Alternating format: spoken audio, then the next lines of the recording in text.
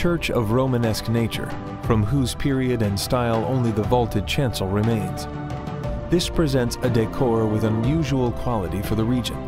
In fact, a comparison can be drawn between the ornamentation of the capitals of the Triumphal Arch, composed of botanic and phytomorphic motifs, with the ones from the church of the monastery of Ferreira, Paços Ferreira. In the chapel, various influences are blended, some from the buildings constructed on the left bank of the River Minho, with influence from the construction site of the Cathedral of Tui, while others originated from the Romanesque found on the Braga-Rates axis, which had the biggest impact on the basins of Tamega and Douro.